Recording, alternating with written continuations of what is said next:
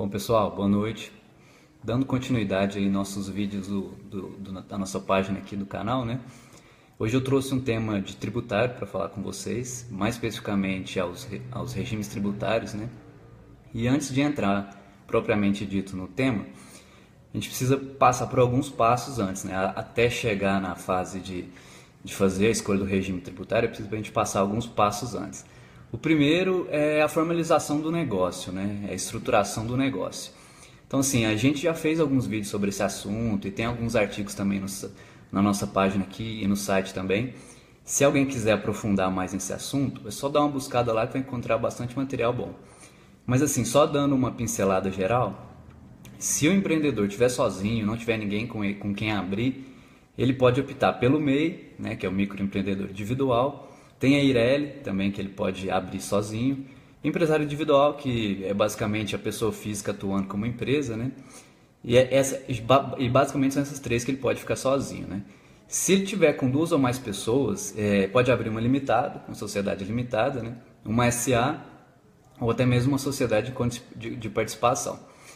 E assim, após isso, né, verificada a estrutura e formalizado o negócio, ele passa para o enquadramento da empresa em relação ao porte, né? O que é isso? É basicamente o faturamento que a empresa vai ter ou a previsão de faturamento dela, né?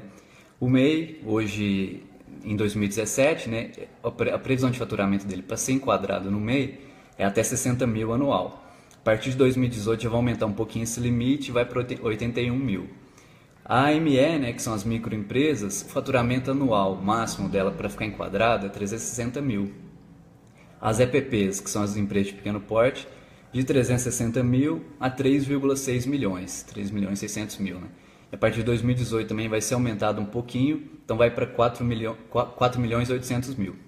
E acima desses valores, né, 3,6 milhões hoje e 4,8 milhões no ano que vem, é considerada já de médio e grande porte. Então, assim, estruturado o negócio e verificado o porte da empresa, aí passa para outra fase, né, que é a escolha do regime tributário, do melhor regime tributário. Hoje, basicamente, a gente tem três regimes principais, né? Regime do lucro real, do lucro presumido e do simples nacional. O do lucro real, que é o primeiro que a gente vai falar, é uma tributação que é baseada no lucro líquido da empresa. Basicamente, é receita menos despesas, né? A tributação, que é a base de cálculo dessa tributação, aumenta ou diminui de acordo com o faturamento, de acordo com as despesas, né? Em regra, se a empresa não faturar, está dispensado o pagamento, né? A diferença desse regime para os outros, basicamente, é o que a gente chama de não cumulatividade do PIS e da COFINS, que são duas contribuições importantes, né? Que geram uma alta carga tributária para as empresas também. Essa não cumulatividade que a gente fala é a possibilidade de você creditar, né, descontar alguns créditos apurados pela pessoa jurídica, pela empresa, no decorrer do calendário ano, né? Por exemplo, aquisição de mercadorias para revenda, aquisição de insumos, aluguel de máquinas e equipamentos, inclusive a energia elétrica que é gasta durante a empresa, esses valores podem ser creditados, né? E aí diminui um pouco a base de cálculo do PIS e da COFINS. Hoje, creditando e fazendo os abatimentos necessários, né? O PIS está na alíquota de 1,65 e a COFINS 7,6.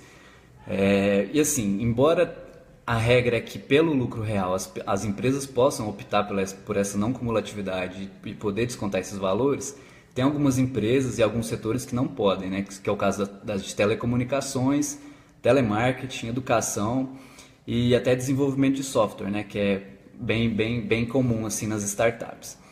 Basicamente essas são as regras gerais assim do lucro presumido, do lucro real, desculpa, e nós vamos passar agora para o lucro presumido.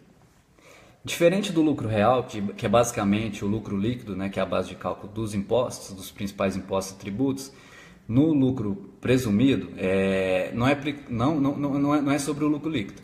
O valor é fixado, é pré-fixado, né, e dependendo da atividade e do setor, tem um percentual de presunção, que é esse valor que é considerado como lucro e é considerado a base de cálculo dos principais tributos, né? Geralmente, o setor de serviço, que é principal assim, de startups e tudo mais, é no percentual de 32%. Então, assim, tudo que a empresa fatura a lei e o fisco entende que 32% é lucro, e sobre esse valor que é a base de cálculo para incidir os principais impostos. A diferença do lucro presumido para o lucro real também em relação à não cumulatividade do PIS e da COFINS. No lucro real você pode fazer o abatimento, né? E no lucro presumido já não pode. Você não tem essa possibilidade de fazer os abatimentos para diminuir um pouco o valor do PIS e da COFINS, né? E como não pode, as alíquotas do PIS e da COFINS é um pouco mais baixa no lucro presumido, né? É 0,65 PIS e 3% a COFINS, então é um pouco mais barato, né? A vantagem para quem está no lucro presumido é se faturar acima do limite, né? Hoje tem limite de 8%, 16%, 32%, de acordo com cada empresa e cada enquadramento, né? Se faturar, se lucrar mais que esse valor da margem de lucro legal, é viável optar pelo lucro presumido, né? Agora, se não, independente se lucrar menos ou mais, o valor vai ser o mesmo, entendeu? Aí tem que ver cada questão certinho em cada empresa. A vantagem do lucro real, fazendo um paralelo, né, é se a empresa tiver com a margem de lucro baixa e até atuando no prejuízo também, né, que aí o valor vai ser a base de cálculo, vai ser o faturamento mesmo, menos as despesas. E aí chega num valor que é compatível, né. E finalmente, a gente vai falar um pouco do Simples Nacional, que é um regime bem comum, assim, e a maioria das empresas optam, até pela facilidade que é, né, de atuar e tudo mais. O Simples Nacional é uma forma de regime único, que é simplificado. Todos os impostos são pagos em uma única guia, né? E imposto de renda da pessoa jurídica, contribuição social, PIS, COFINS, ICMS se for mercadoria, ISS se for serviço, todas essas questões são pagas em uma única guia, né, que é gerada, e aí faz o pagamento dos tributos, né? Só que o Simples Nacional é restrito a alguns enquadramentos, como a gente tinha falado, né, do porte da empresa. Então só as microempresas e empresas de pequeno porte têm a possibilidade de fazer o enquadramento do Simples Nacional, né? Então a empresa que fatura até 360 mil, que são as MEs, né, e até 3,6 milhões, são as EPPs, em 2018 4,8, tem a possibilidade de enquadrar no Simples Nacional, né? A alíquota varia de acordo com a atividade também e a empresa, né? Basicamente são enquadramentos dos anexos 1 ao 6, de acordo com cada atividade, cada ramo, né? O percentual varia também de 4% a 27,9%, de acordo com o faturamento. Quanto maior o faturamento, maior vai aumentando a alíquota. Lembrando que você não pode ultrapassar os 3,6 milhões, senão já desenquadra e tem que entrar o lucro presumido ou lucro real, né? Embora sim tenha boas possibilidades das empresas optarem, tem algumas exceções e alguns impedimentos que as empresas não podem optar, né, e devem escolher outro regime. Se o faturamento for maior, né, for maior que 3,6 milhões, já não pode enquadrar.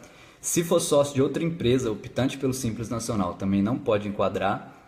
Se for sócio de uma empresa, tiver mais de 10% de uma empresa que esteja no lucro real ou no lucro presumido, também não pode, né? Se a empresa tiver débito, quiser trocar de regime para o Simples Nacional, também não pode. Sociedade anônima também não pode. Então aí tem algumas restrições, mas basicamente a maioria das empresas podem, né? A vantagem desse tipo de regime, né, do Simples Nacional, é que não é tão complexo, né? É fácil de lidar, de emitir as guias e tudo mais, que você paga tudo numa guia só, todos os impostos e tributos numa guia só. A carga tributária geralmente é menor para determinada atividade, e aí tem que fazer a comparação certinho. E geralmente quando a empresa tem a folha de pagamento um pouco mais alta, aí é um pouco mais vantajoso também em relação ao INSS e outras questões que se comparado ao lucro real e lucro presumido, pode ser que fique um pouco mais barato, né?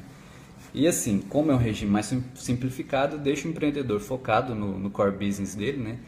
E não tira a atenção dele para outras coisas que não são prioridade do negócio. E para exemplificar, por exemplo, uma empresa de TI que está enquadrada no anexo 6, né, que presta serviço enquadrada no anexo 6, se for comparar um pouco com o lucro presumido, não dá tanta diferença na tributação.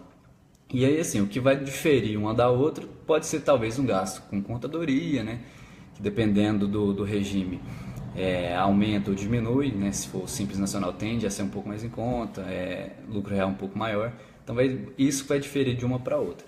Mas em regra tem que analisar certinho o caso, né, e ver a questão que é melhor, que é mais benéfico para a empresa.